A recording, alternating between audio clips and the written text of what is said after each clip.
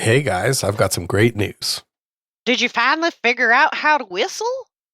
No, and my coach says I'm the worst student he's ever seen. But the North American Friends Movie Club has a new sponsor. Hot dog! That's fantastic. I can finally afford to get some strings for my bass. Oh no, Brent, have you been playing a stringless bass this whole time? Yeah, I just been moving my fingers around the frets and making bass noises with my mouth, like this. Boom, boom, boom, boom, boom, boom, boom, boom.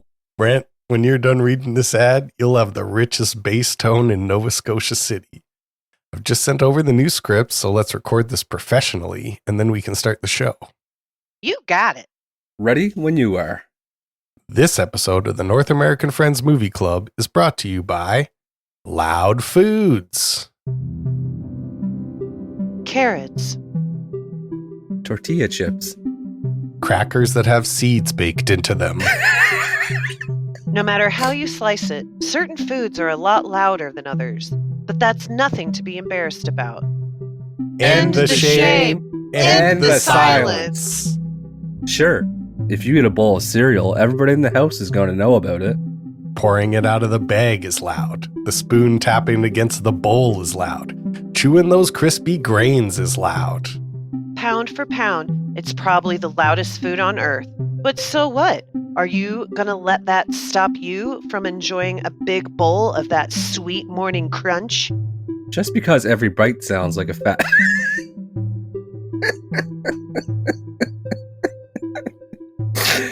Just because every bite sounds like a fat horse walking down a gravel road doesn't mean it's illegal to eat it. It's not illegal to eat loud food. If it was illegal to eat loud food, they'd sell mashed potatoes at the movie theater instead of popcorn. Is that what you want? You want to sit down to watch Margot Robbie's latest major motion picture with a big bucket of mashed potatoes? You want to munch on some banana slices while Zendaya tames the sandy dunes of Arrakis? Or do you want to eat some peanut M&Ms like an adult? To be clear, nobody is saying you can't eat banana slices or a bucket full of mashed potatoes while you're watching the movie. The ideals of liberty and freedom demand that you be able to eat whatever food you want, no matter how loud or quiet it is. But don't shame us just because our food is different volume. That's ignorant, and you're better than that. Brent, a little music, please, while me and Nate read the tagline. You got it. Ba-dum, boom. It can be loud or it can be quiet. Boom, boom. Don't let volume affect your diet. Boom. Great work, guys. Let's start the show.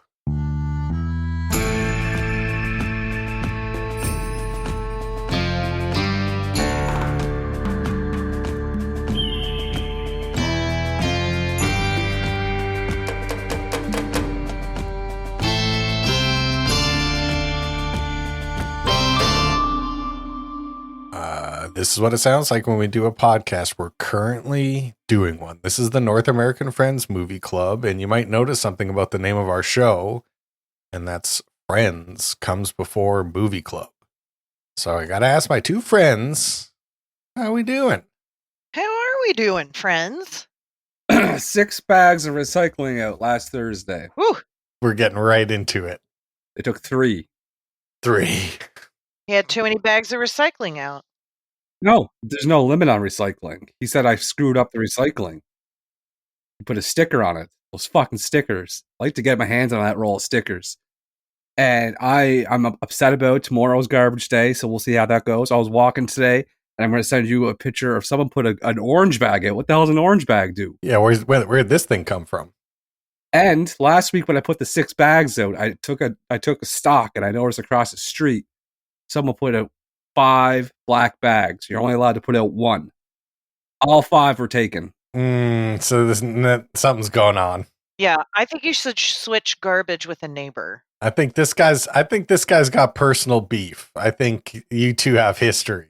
Well, Melissa thought I was crazy because I was going on about it, and then she did the recycling, and so she took offense that he didn't think she did a good enough job. Mm-hmm. There you go. So she's on my side now. So it always feels better when you have someone else make you not feel crazy. Certainly. And you're not crazy. They are not taking your recycling.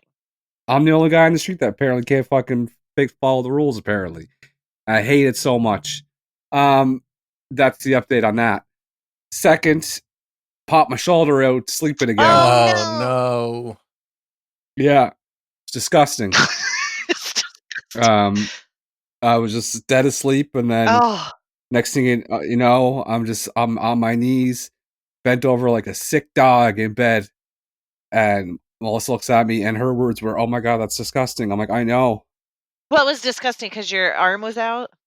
Yeah, but she could see it in the I was up against the window, and the moonlight coming in gave me the worst kind of fucking. You look like Frankenstein's monster. Yeah, I could see why she would think that's disgusting, because there's this person in her bed going, "Oh," and my silhouette's all fucking deformed looking, like the Hunchback of Notre Dame. Yeah, I felt like Frankenstein. That's what, and then it slid back in. I got it back in. Oh, does it hurt? Oh yeah, it's so painful. It's the type of pain that when it happens and then it pops back in and immediately goes away, but it's so intense when it goes back in. The pain goes away immediately, but then it's the type of pain that causes you to get nauseous and sweaty really quickly. Yeah. And so I just laid there and was all sweaty and nauseous. And then I got back to sleep, though. I think it's because I made a turkey dinner the day before and it was too much on my arm. Oh. Too much turkey work. Too much in and out of the ovens, peeling the vegetables, carving up the bird. How many pounds was it? It was a big one. It was over 20. I don't know what Melissa was thinking when she bought it. Damn. But I've been doing 100 push-ups a day. Well, there you go. I think that's it. I think that's what it was. You're not supposed to do push-ups. Why? I feel like you have communicated that you have said that in the past about your arm. It seems shoulder intensive. Right. Well, what am I going to do? Not live? Like, what am I going to do? Just put myself in an iron lung and just have my head stick out and people bring me different liquids and shit? What do you do, like wall push-ups? No, that's nothing. What am I doing? No, I'm not doing that. Well, I guess you're going to have your arm pop out more, bud. Yeah.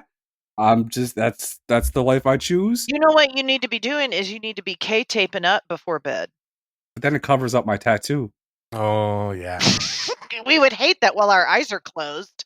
That was like, no, he makes a good point. What if some firemen come in and then they don't know how cool he is? I'm trying to I'm all full of sooty black smoke inhalation. I'm passed out. I'm trying to rip out K-tape so they can see the elephant. No, I can't risk it. Actually, if you take off the tape, then the tattoo is clean and pristine while the rest of you is burned. Oh, good point, Kate. Maybe it would be the only way to identify you.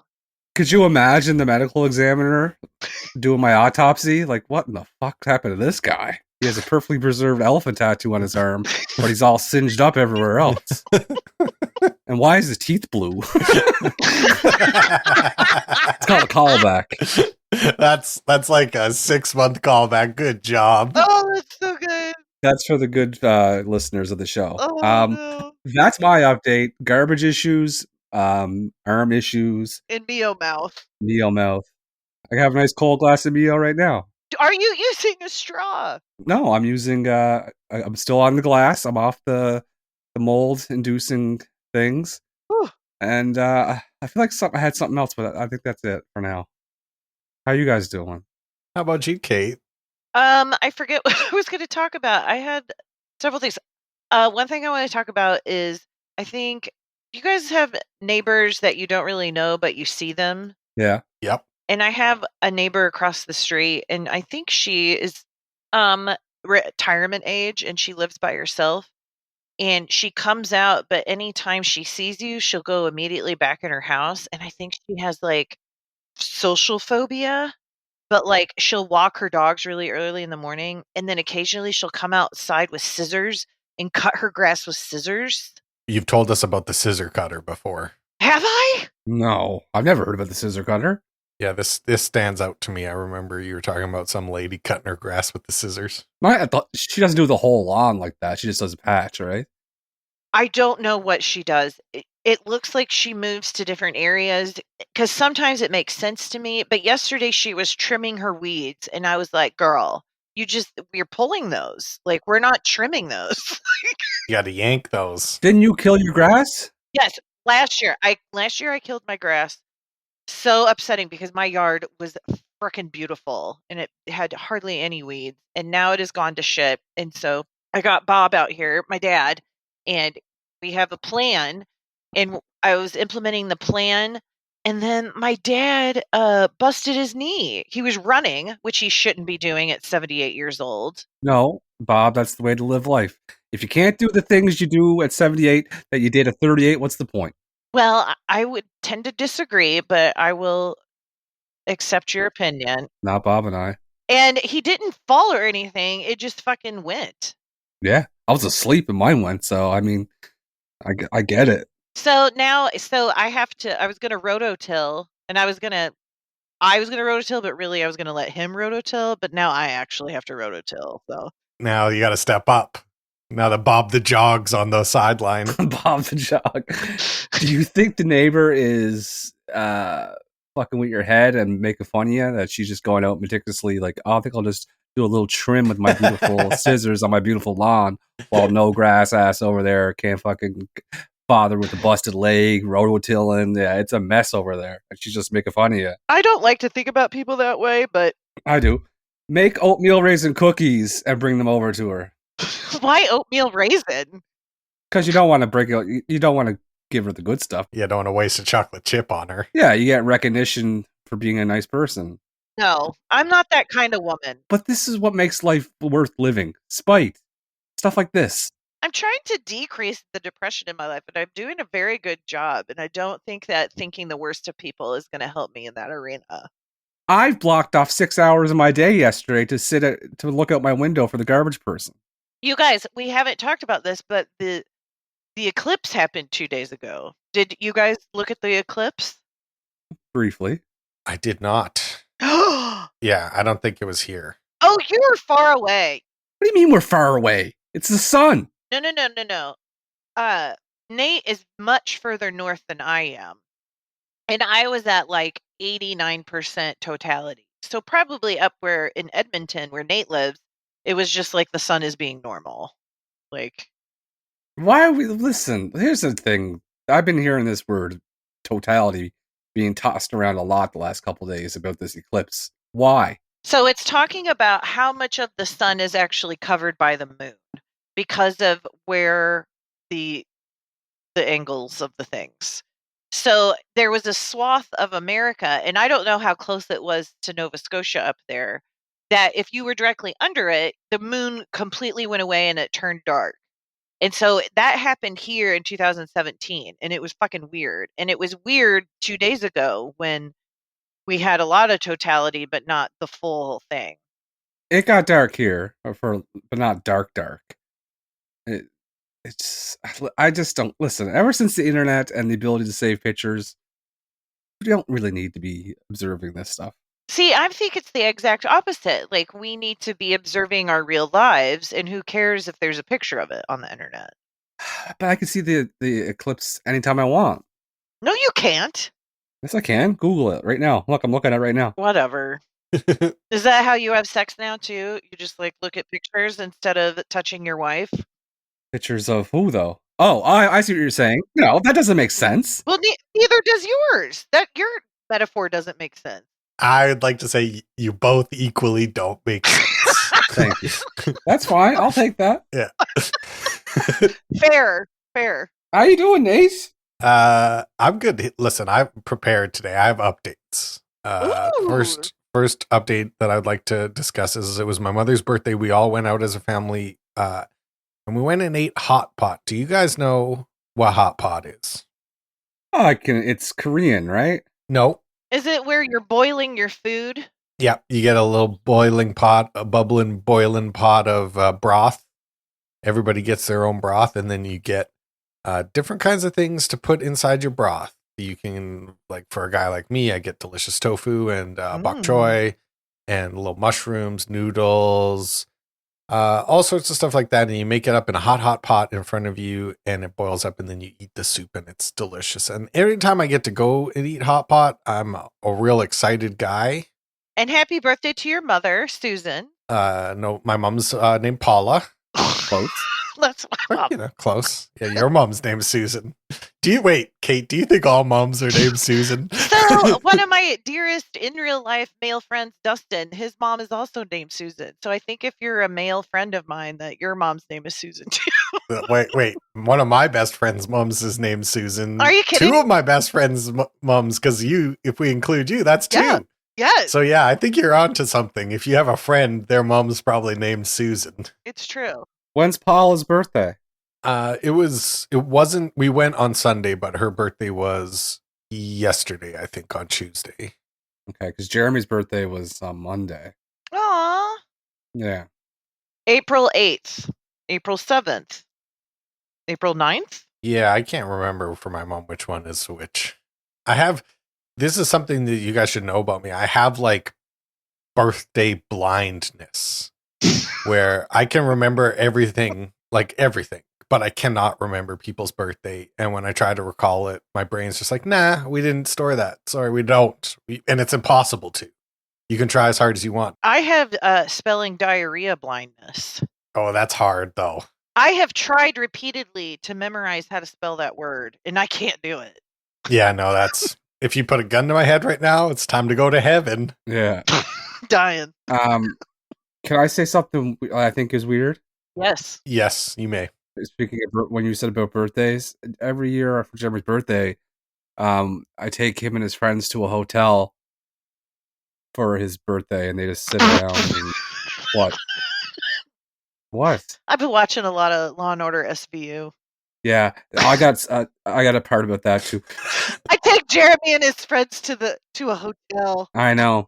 Well, and I get the adjoining room, and I'm just in there by myself, and I feel like an FBI agent at a stakeout, just listening, make sure they aren't planning anything illegal. Yeah. So this is what the weird part is. This is the 3rd year in a row I've gone. So it's Jeremy and 8 of his buddies are in the room, and they're doing their thing. I'm in the adjoining room just watching movies and shit.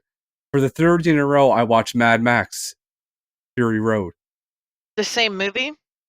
Same movie, yeah. What do they do? What do they do? Yeah. They go swimming, and then they come back, and then they eat food that I ordered for them. And then this year, it was the night WrestleMania Night 1 was on. Hell yeah. So they watched WrestleMania. Okay, this actually does sound fun as hell. I didn't realize there was a pool. They got a water slide? Big time. Swirly one. Oh, hell yeah. Okay, this makes sense, and now I approve of it wholeheartedly. So we ordered pizza and wings for them, and they all just sat there, and they were stayed up all night. But I feel compelled to watch Fury Road every time I'm there. I wonder why. I guess it's just a little tradition you started. It's so depressing. I hate it. The movie? Oh, no, sitting in a hotel room by yourself watching the same movie you watched the previous 2 years. Like, you don't have to, you can watch anything. I know, but I felt compelled to do it. I had the world at my fingertips. And then Melissa said to me, before she left to go back home with the dogs, she said, so there's like 9 of them over there. They can, if they do decide to sleep and there's not enough room, like some that can come over here and sleep in the other, it was because there was 2 queen beds in my room. I'm like, Melissa, listen to what you just said. Those kids go home and their parents say, how was the party? I slept with the middle-aged man. He was watching Mad Max. Yeah, Melissa. He was making grunting sounds in the middle of the night. He said it was because his arm got out of joint, but I don't know. His silhouette was scared. He was going, I said, no, we can't have teenage boys in my room. And she's like, yeah, probably. So that's my update. Continue with your updates, Nate. I'm sorry. The only other exciting news I have, and I think, Brent, you'll understand why this is such a momentous event. Yep. So I have a routine every night. I do my little workout, take a little shower, and then I go to Tim Hortons and get a coffee. And there's always this one cute lady who works at Tim Hortons, and no matter what time I show up, she says, oh, you're early tonight, or, oh, you're late tonight. And there's no rhyme or reason to when she says it. She just is like she's picking and choosing, but it's, it feels nice because I'm being acknowledged as existing. You're being remembered. Yeah, that's right. And then the other night, I got my coffee, and then she leaned out the window and she's like, so what's your name? And I told her my name. And now the Tim Hortons lady knows my name. So I just wanted to let you guys know this is the beginning of probably one of the greatest love stories of all time. We're probably going to get married. She's going to become like a sister to you two. And, I can't wait to meet her. This is very exciting. What's her name? I know Monica's name. I've known Monica's name for a while. Okay. Oh, her name's Monica. That's a sexy name. Yeah, it's impossible to be. Yeah, Monica's always a good time. Yeah, no, I clocked the name tag months ago, so now we're on even footing. I'm just playing it cool. I didn't say anything. I just like, okay, yeah. You've got to use her name. You have to. Oh, I did. The next time I pulled up, I said, "Hey, Monica." She said, "Hey, Nate." Oh my god! Oh, here we go. Humans be flirting. Nate, you just inspired a great pickup line to all these single people out there. If you go to an establishment where the servers wear a name tag and you have a crush on one, the next time you go in, you wear a name tag. And they're like, "Why are you wearing a name tag?" You're like, "Well, I think it's only fair that since I know your name, you should know mine." This is good. That is fucking gold. That is so dorky. No, that's a story you could tell for years. Oh my god, the show has so many great ideas. So, what do you think will happen? Will you ever ask for her number? You know what? We're gonna continue to play it cool. We're gonna continue to play it cool and just see. We're just gonna see. We're gonna see if she's asking me more questions. You got to ask her a question. Well, I'll throw out. I haven't yet, but I'll probably throw out a how's your night been going? I might try that next time. See how her night has been going. Oh, so you haven't even spoken real words to each other. Kate, did you not hear the story? I just told you we're in love. I don't understand what you're missing. I don't understand what you're missing. I'm sorry. So yeah, working out is obviously working. That's what I'm saying. It's definitely working. For sure. Bring up when they're going to bring back the walnut crunch permanently. And you go after you've been working out, right? Mm-hmm. Yeah. So you have all of that a pheromone masculine stuff going on. Mm-hmm. And the pump. Don't forget about the pump. The pump. Oh, he always times it so he goes after the pump. I go when I'm my most vascular. Yeah. Weaving through, looking at your biceps and weaving through traffic. Yeah. Oh no! And you're always in your car. Yep, definitely. What if you walked inside? I don't know if you can. I'm gonna maybe I go and test the doors, rattle them, bring them up. Monica, shaking it, Monica. Let me in. Like the graduate, you're banging on the. Yeah. The Eric Andre meme, let me in. The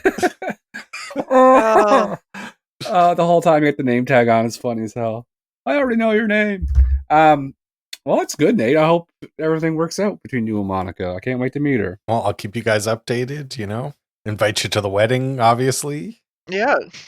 So we were going from Pepper Watch to Monica Watch. That's right. For sure. Well, speaking of watching. Yes, Kate. Oh, finally one that makes sense. Excellent. We did it. Yeah. I chose a documentary this week, and I think we should tell a little story. And that story is the movie I initially chose was called Black Ice. And come to find out that Brent could not watch that movie.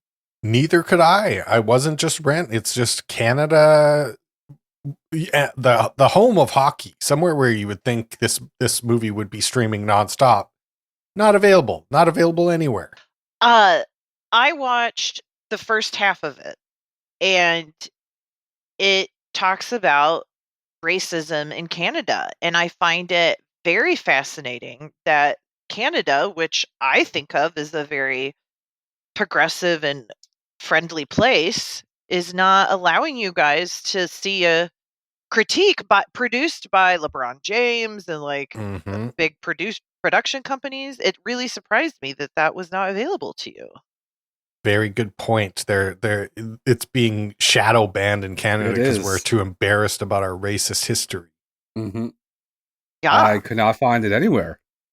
And there were I guess you guys had an NHL coach not too long ago that got in trouble for like using the N word several times, like hard R, N word in the locker room. I'm gonna let you in a little secret. Hockey has a lot of dirty little secrets that are starting to come to light lately. Yep. Canadian hockey is not doesn't have a great reputation right now. No. Well, so we didn't watch that movie. So I did choose a film that I had seen a long time ago. That is an iconic documentary film, and it is called Paris is Burning. Who would like to explain what the documentary Paris is Burning is about? You want to give it a shot, Brent? Sure. Paris is Burning is a 1990 documentary that I assumed was about terrorist attack that took place in Paris. The Bataclan. Yeah, but then I realized it was 1990. This can't be it. So it's actually a documentary about the LGBT movement in late 1980s Harlem, New York. Basically focusing on these events called balls that occur. I'm not sure how frequent they occur, but it's just a place that is organized where anybody that's queer or straight, I imagine, could go and participate in these kind of offshoot pageants with different categories of ways to dress and to act. That it's a place where everyone is meant to feel included and comfortable and at peace and part of a whole community, and you can just be yourself or be your alternate personality without judgment and ridicule. It profiles on certain people and their life stories and their different struggles they go through with every day. It goes from people being happy throughout to one lady being actually murdered, which was kind of sad, and it was a great look at this movement that took place where, like 30 years ago, that still has the stigma and troubles that it had 30 years ago. Well said. Well done, Thank Brent. Yeah, really well done. Thank you. I love this. Well, let's talk about our favorite part. Let's do it.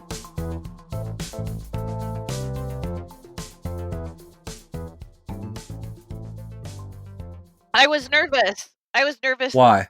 I didn't know how you guys, I don't know. I thought you wouldn't not that you wouldn't understand. I was just nervous. I don't know. Like, to me, this is an important documentary. I think a lot of people should see it. And Very. I don't know.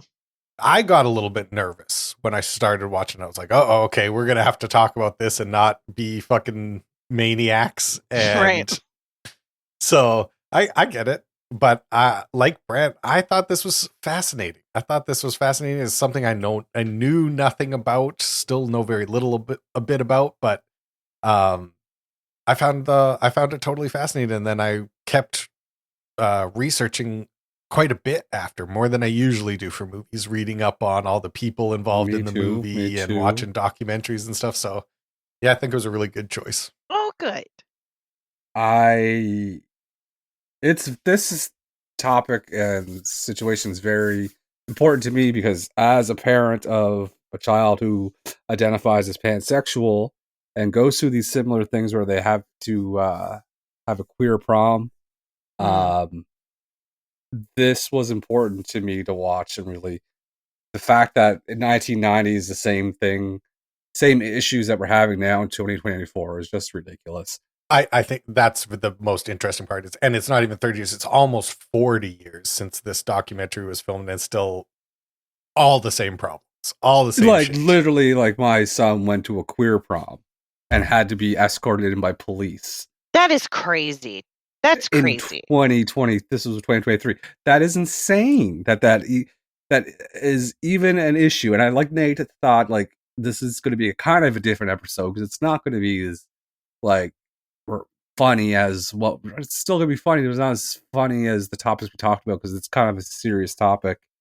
So I was thinking that during the whole time I was watching it, but it's something that has to be talked about. and I'm very glad to talk about it because it's very personal for me, and it makes me so fucking mad that this is still a goddamn issue to people. Yeah. What do you think ultimately is the root of it? What do you think is people's issue that are homophobic? Well, I think people in general are afraid of people that are different, and that is not going to change ever. I think that is a feature of what it means to be human. And I think it will. I have no idea. That's the only explanation I have for it because I don't understand it. I'm not afraid. I'm not afraid of change. I don't have a very rigid personality. And I think that, I mean, they've done personality tests based on political spectrum. And individuals who lean more right, who lean more conservative, have a more rigid, authoritarian personality in general. I just think it's just how people are.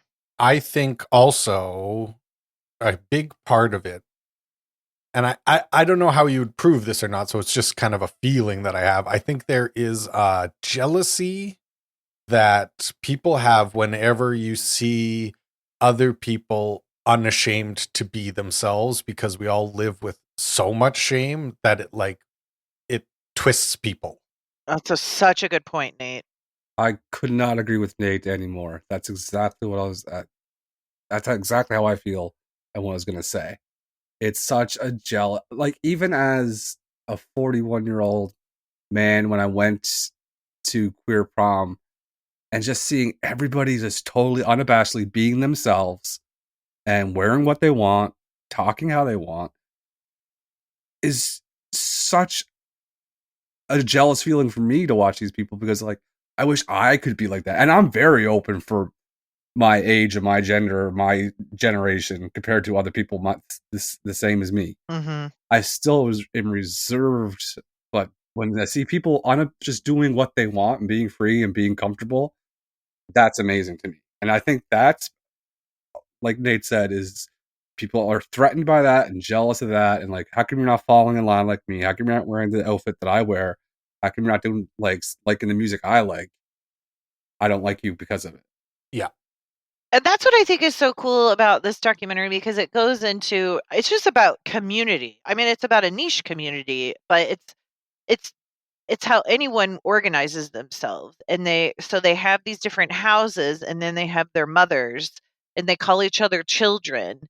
And they explain in the documentary that, I mean, most of them have been exiled from their families for being gay or queer or trans, and they just have to create their own community. And I think some of them, and I loved how, like, this is the movie to like get to the roots of like shade and Banji Girl and realness, and like the vocabulary. So yes, and so Willi Ninja, who's a mother in a house of the House of Ninja, he is the choreographer of that, worked with Madonna. So like, we don't have Vogue with Madonna without Paris is Burning, or that, not that documentary, but the ballroom scene. There was a ton of slang that is still used today, and not like used by young people still, not even just like the people who used it then are still using it now, but like serving and realness and shade, work. Yeah, all of that stuff is still hugely prevalent in the culture right now. And then the other thing I really liked about this documentary, and it's because I kind of am getting very bored of in most new media, people are either like evil or perfect and sad and flawed. Mm-hmm. And there's like, those are the only two kinds of characters, right? Where it's like, this person has no redeeming value and they're horrible. That's a very common character in our new media. Or they're like little angels who are misunderstood, but they're angels. And what I liked a lot about this movie is you would have the same people who are like explaining so eloquently how society is so hard on them and all like the very specific problems that they run into.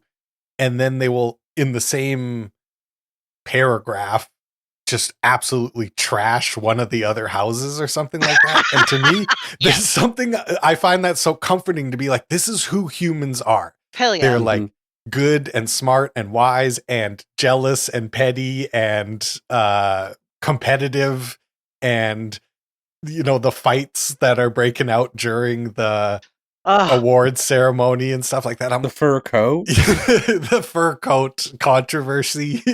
That's a woman's coat, and the guy's yelling like, the buttons are on the left side. It's so good. And I'm thinking, when that part happened, I'm like, okay, that's kind of silly, but I'm like, I fought with fucking grown men in fantasy baseball drafts. Oh yeah. About fictitious stuff that will never happen. And I own this player.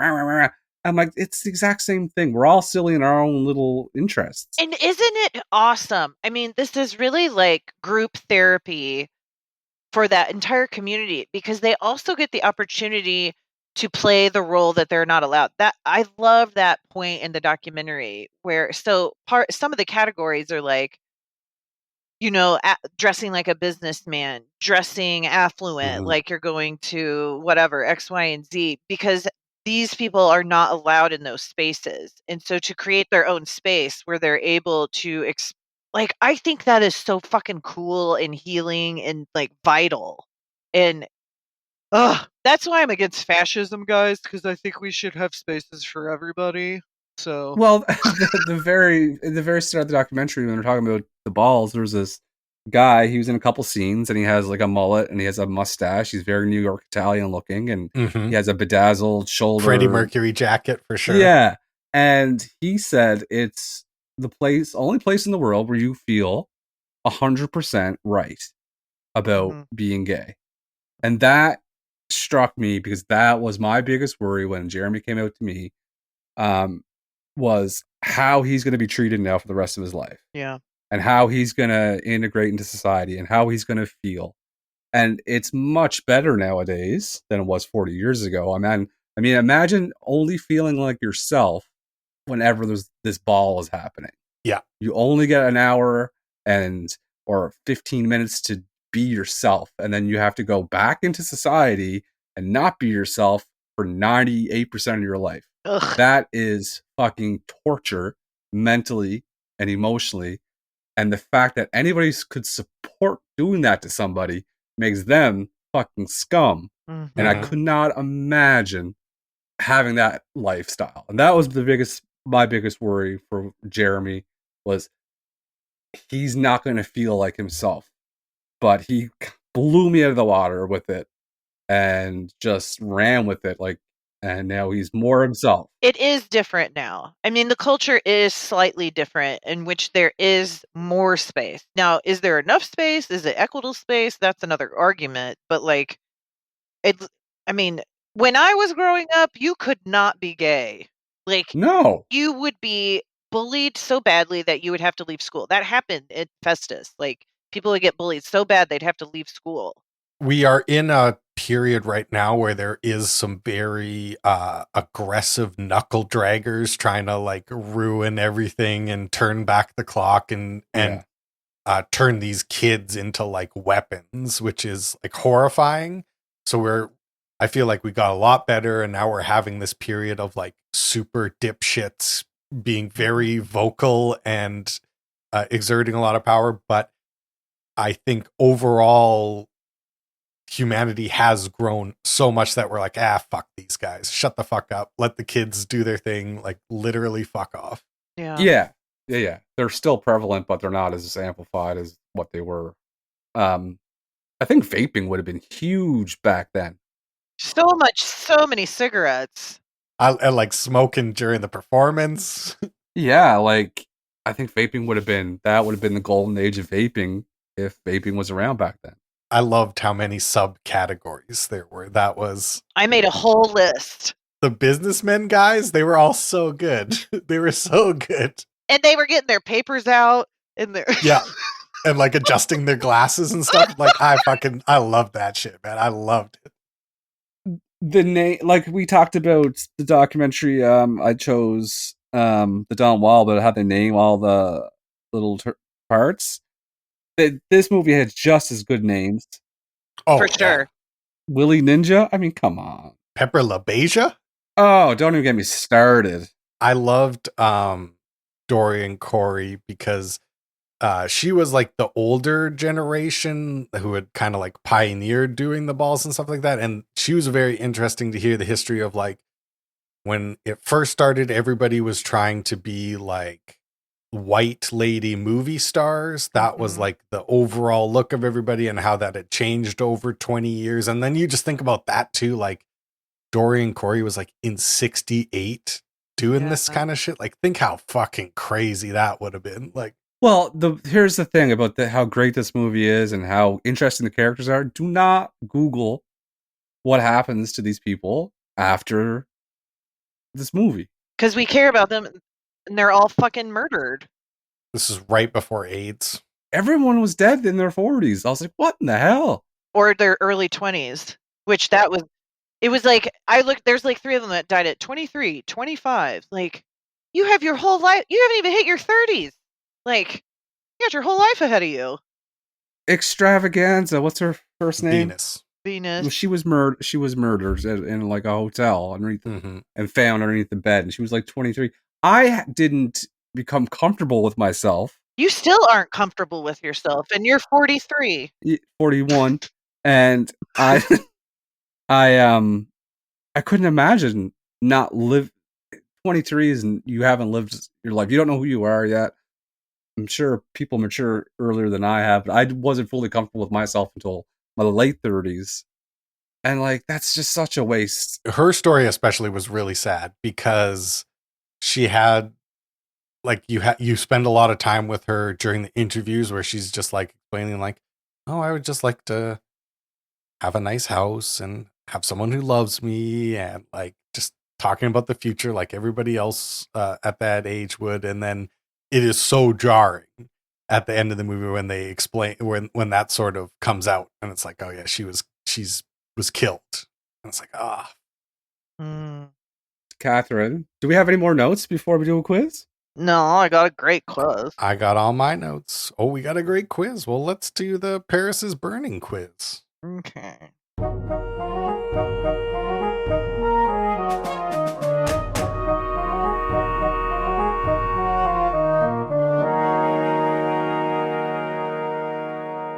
All right, are you guys ready for the official Paris is Burning quiz? I'm so ready. I'm ready. Okay. Number 1, and we're going to have Brent answer first. Question 1. During the first scene, what were the first 3 words on the digital ticker in the very first scene? Dow up 20, white supremacist church, AIDS awareness 1987, Yankees win series. I'm going to say B. Okay. I'm gonna guess the Dow was up 20. Brent is correct. It was white supremacist church. Gone forever. Which is a horrible 3 words. Yeah. Yeah, there's a lot of bad stuff happening in that little phrase. Okay, question number 2. How old were the teenage gay couple? Were they 13 and 15, 15 and 17, 16 and 17, 14 and 15? I think they were 14 and 15. They were 13 and 15. Brent is correct. They were 13 and 15. Gone forever. Let's talk about Paris being on fire. Brent is on fire. Yeah. Brent is burning. He's heating up. That ties into the tattoo and the K-tape. Oh, yeah. Well, here we go. Callback. Shorter length callback, but still one. Yeah, Oh, not as it's impressive. so good at this. All right, number 3. What is the first fashion color we see? Black, white, yellow, red. The first fashion color? What do you mean? Like the first outfit they wore at the ball? Yes, the first ball outfit. I'm going to say yellow. I'm going to say red. Brent's on fire! It's yellow. Gone forever. Oh my goodness gracious. Yeah, I told you, man. I told you. Brent's locked in. I am. All right, number 4. Who is the first mother we meet? Pepper LaBeija, Kim Pendavis, Legendary, or Freddie Pendavis? It was Pepper, I think. Nate is correct. It's Pepper LaBeija. That's correct. It's Pepper LaBeija. Pepper LaBeija. I would have died. I would die to be the MC at one of those. You'd do a great job too, Kate. We'd put you in a tuxedo. Oh, I would do such a good job. Thank you. Yeah. Yes. Draw a little pencil mustache on you. Yeah. Flick that hair back. No, I want big hair. I'm real into big hair right now. Me too. Oh, yeah, we didn't mention that. Your hair at that event. Woo! Kate. Do you know how long that took me to fucking curl? I think you might have found your new look. I do. It was kind of cute, wasn't it? It was good. Kate. I was like, I didn't know. I wasn't aware of your game, Kate. Yeah. Well, now I want to do it again. Okay. Number 5. What is not an actual category in ballroom? Sexy boy, pretty girl, executive, high fashion. Sexy boy. I'm going to say pretty girl. Brent's on fire. It was sexy boy. I made that one up. Gone forever. Because that's the one I would want to see. Is sexy boy. Mm-hmm. Was that fur coat a woman's coat? Oh, yes, it was a woman's coat. I agree. It was a woman's coat. I agree. It was a woman's coat. I was gonna give it to whatever you guys said because I think it was just opinion. But I'm glad that we all agree that yes, it's a woman's coat. But Nick disagrees and yelled at me through text that all the buttons were on the right. So this would have caused a lot of controversy in our life too. So okay, yeah, it's a universal controversy. Yeah, it's you don't buy that. It's Nick's wrong. And the man who was wearing the coat was also wrong. You're going to argue with that the orator of the event. That was a woman's coat. All right, number 7. Is this the last one? Nope. I want to do this one last. Okay. Number 7. What was Pepper LaBeija's favorite perfume? Venetian Beach, Rose Quartz, Garden Violet, Jungle Gardenia. It was D. I'm going to guess Jungle Gardenia. You guys are correct. Brent, you're just trashing this thing. So I don't think Brent's got one wrong, has he? No, I haven't. All right. But it's like you don't talk about a no-hitter in the middle of the 7th inning either, so kind of just fucked me there. I don't use magical thinking, so it's not magical. That's just baseball. Science, that's science. Baseball science. Baseball science. Who won Most Beautiful? Pepper LaBeija, Octavia Saint Laurent, Dorian Corey, Venus Xtravaganza. It was Octavia Saint Laurent. A very well deserved and deserving title goes to Octavia Saint Laurent for Most Beautiful. You guys are right. Wow, he did it. The no. I thought you guys were not going to pay as much attention, and so the names would get you. But perfect score. I'm not sure if that's ever happened. Yeah, I think that's the first time anyone ever cleared every single category. I think as an ally dad, you should feel real good about this one. That's why I am an ally dad. And that's why it was very important. I'm glad you picked this movie because it has a spot for me. And I just fucking wiped the floor with the both of yous over it. Yeah, you just stood on us with a 6-inch stiletto. Oh, woo! Fuck. Work, girl. That's what I did. You are serving ally dad realness. Why would we give some medals out? Yeah, let's give out some medals.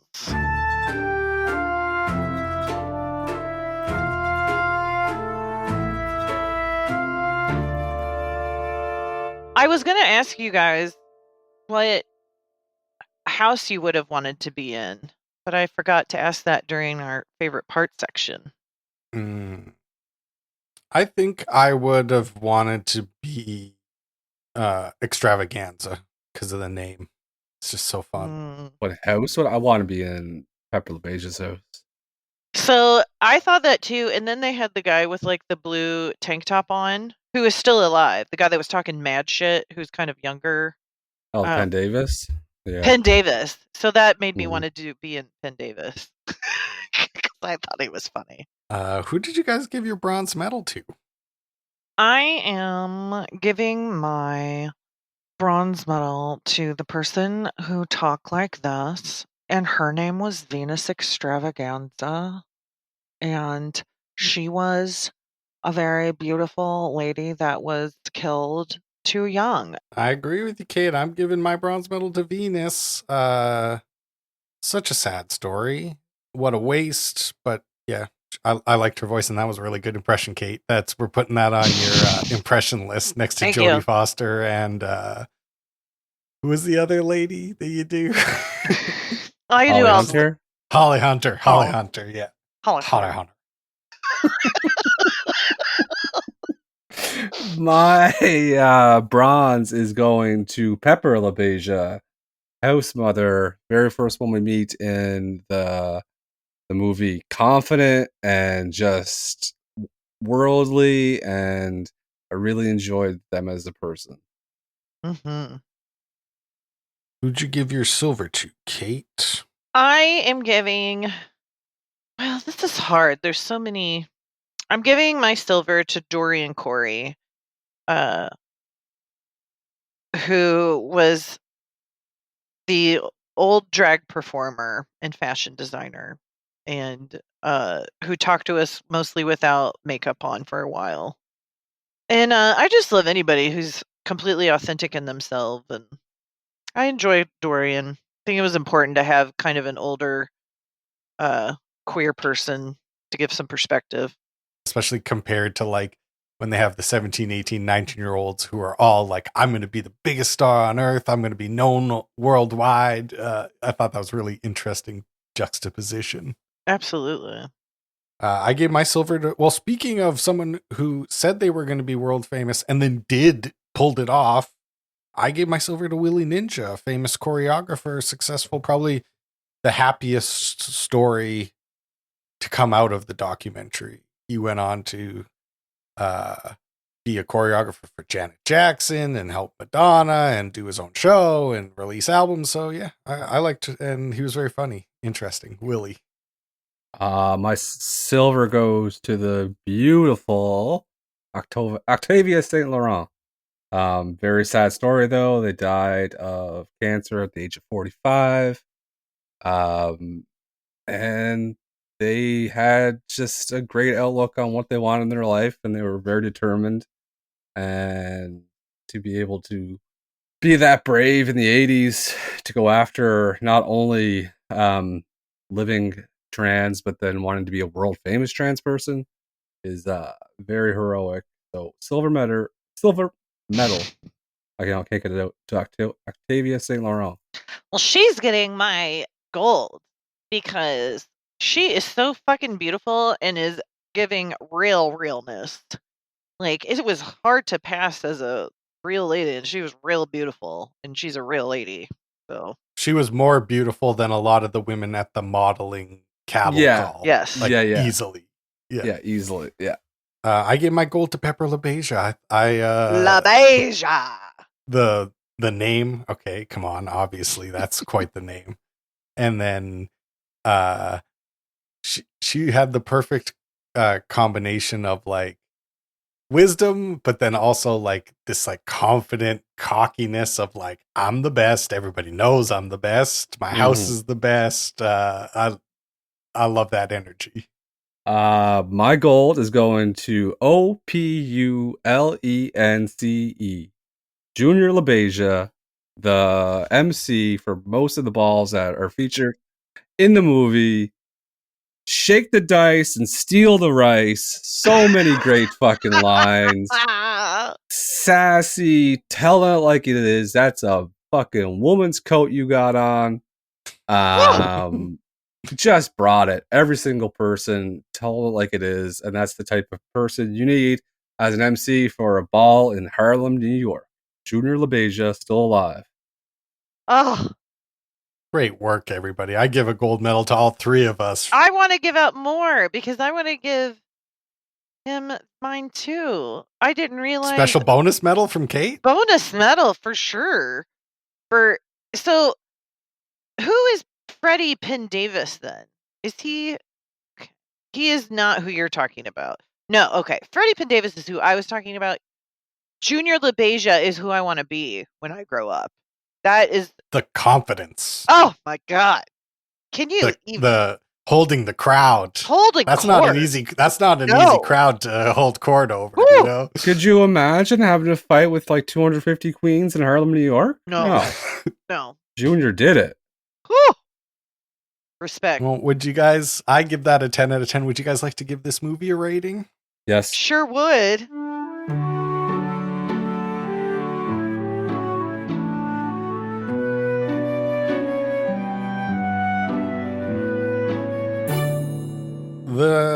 We usually start with the script for this movie, but for mockumentary month, we've been going with the story instead of the script. The story of this film. How did you guys feel about the story of this movie? Oh, it's a 10. Such an important story to tell in 1990, also in 2024. Yeah, I give it a 10. How do you? Yeah. Yeah, I totally agree with you guys. Wow, the art for this movie, the sets, the props, and the costumes. What did you guys think of the costumes in this movie? This is a 14. This is a 28. I mean, this is a 6,000. Exactly. Did you guys ever see the Price Master thing on YouTube? No. Okay, we'll talk about that later. Anyway, it's a 10. Yeah, they made the best of what they did with what they could get, and they all looked fantastic. Everything was just ramped up. 10. Yep, 100%. Everybody looked incredible, and I liked the part where Dorian Corey was kind of talking about how it had changed a bunch in the 20 years that they had been doing it, from like putting sequins and stuff on your clothes by hand and stitching your stuff by hand to like shifting into the more like consumerist late 80s, everybody doing designer stuff. I thought that was all really interesting. So yeah, 10, 100% 10. Well, we could have controversy here, but I think even you couldn't do it. The music for this movie. Soundtrack features Eurythmics, Dougie Fresh, Barry White, Diana Ross, Patti LaBelle. What did you get? Aretha Franklin, the Queen. What did you guys think of the music for this movie? Front to back bangers. 10. Oh, it's Banger City up in here. It's 10. I'm glad we could all agree on this. If I'd have been grabbing the mic like that fur coat debate if you had said that wasn't a 10, because yeah, it's bangers from top to bottom. And since it's a doc, for some reason maybe they're allowed to use these songs. I don't know. That's very I wouldn't have believed it if I didn't see it with my own eyes. I kept on waiting for Vogue to play, then I realized Vogue wasn't out yet. Yeah, she had to see this movie before she even thought of it. Yeah. This is a 1990 American documentary film. As an American documentary film, a documentary that was filmed in America, what would you guys give this movie? I am giving this American documentary film a 10. I'm also giving this American documentary film a 10. I am going to upset you both. Mm-hmm. I would have given this movie a 10 as a documentary, but my research afterwards gives me a little bit of pause because a lot of the people featured in this movie were very unhappy with their portrayal in the movie. They're mad at the lady who made it.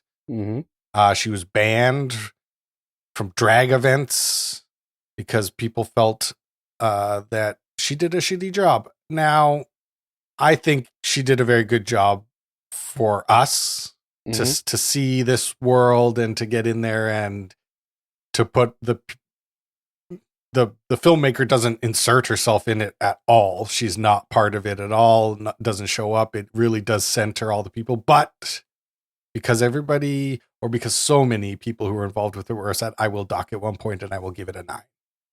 Understandable. Why did they not like? They didn't like how they were portrayed.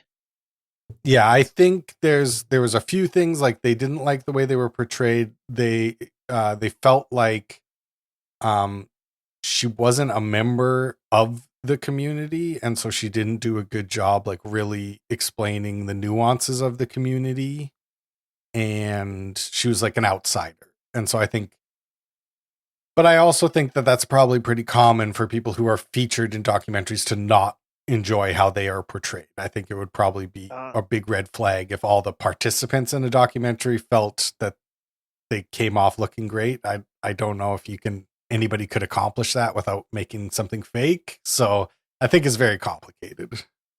Wow. Yeah. I wish I would have read. I didn't read any of the wiki about it. Yeah, I watched a few documentaries and interviews afterwards, actually, just because I think it was so interesting to see where everybody, what happened to everybody. And like Brent said, it's mostly sad stories. Like, oh, did you guys know, like, this is crazy. When Dorian and Corey died, they found a mummified body in their apartment in a chest. No. Yeah.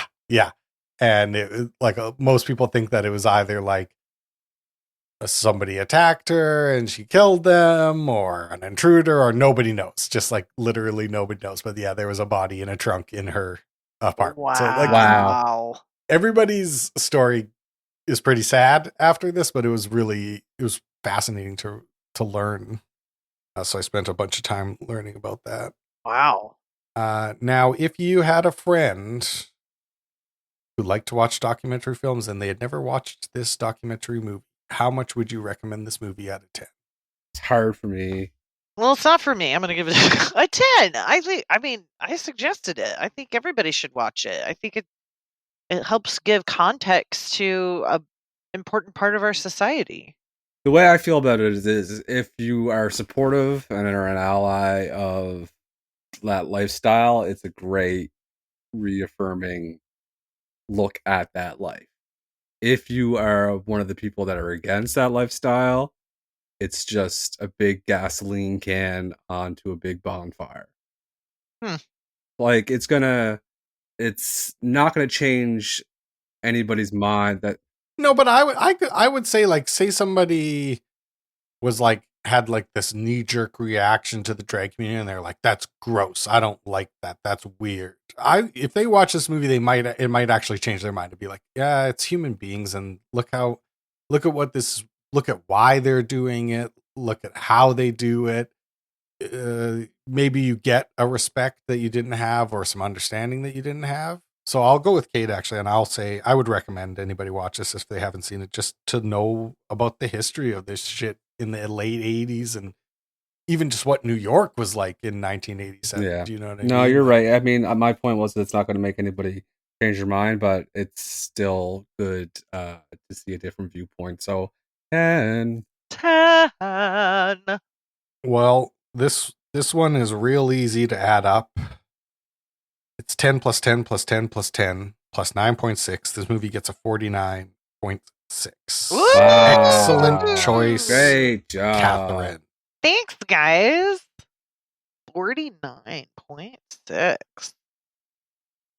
Nice. And that means it's time for us to hear about the audience picks for Documentary Month.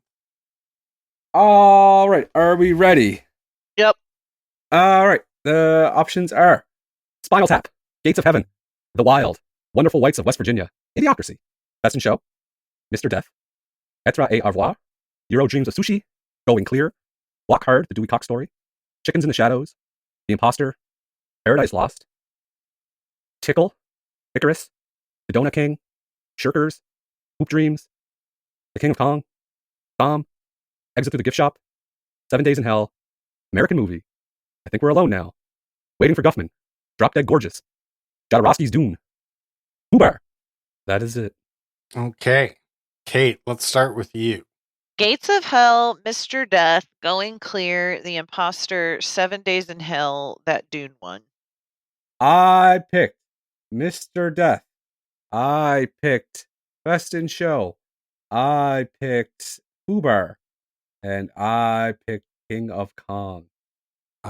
Well, I think there's only one movie that we all have in common. There's two. I'll just go over the ones that I picked. Jiro Dreams of Sushi, King of Kong, American Movie, Fubar, the Gates one, Gates of Hell or something like that. Gates of Heaven. Gates of Heaven, and then The Imposter. So the two documentaries that we could watch that have 2 votes each are The King of Kong or Fubar. So we have to decide how we're going to decide. Well, I'll decide because I don't have either of those. The King of Kong or Fubar. King of Kong is King of Kong is about video games, and Fubar is a mockumentary. I want to watch the real one, The King of Kong. Paul, you were so close. Who's Paul? Yeah. Paul Spence. He was so. I didn't want to give that information. Yeah, I didn't want to influence either because he would have felt cheated if we influenced Kate. No. Oh, I'm sorry. No, it's very funny. That will make him laugh. Absolutely. Paul's one of mine and Brent's friends, and this is a movie that he made. And well, no offense. Don't take this personally at all, Paul. I had no idea. I just wanted to watch a real documentary, not a mockumentary. Yeah, his was the mockumentary about he finds out he has testicular cancer, and he goes on one big camping trip with his buddy Terry.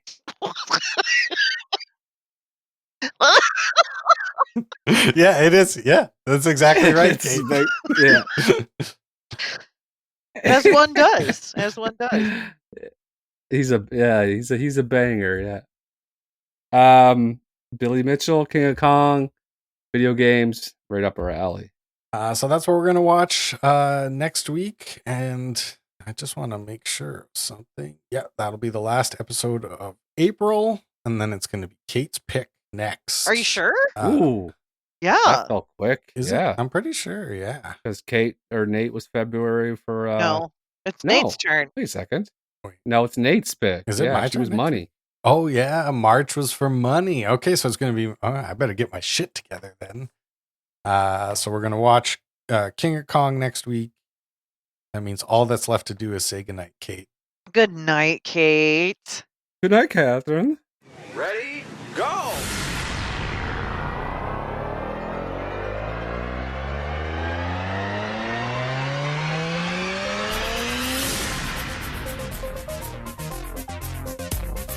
I don't drink, I don't smoke, I don't do drugs. I play video games. It's a constant drive to be the best at something. When you want your name written into history, you have to pay the price. The fact of the matter is, Bill is the best classic arcade gamer of our era.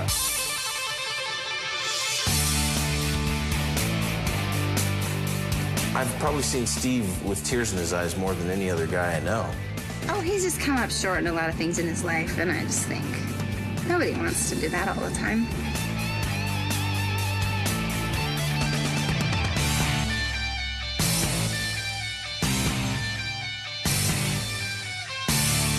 Well, Donkey Kong, without question, is the hardest game. That's a tough machine. People think that the machine is possessed. The average Donkey Kong game doesn't last a minute. It's absolute brutality.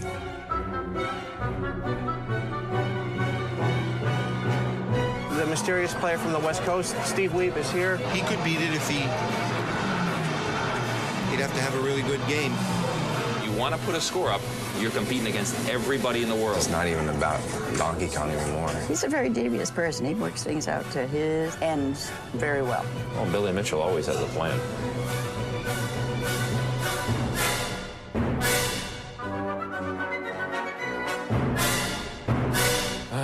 World Record Headquarters can I help you?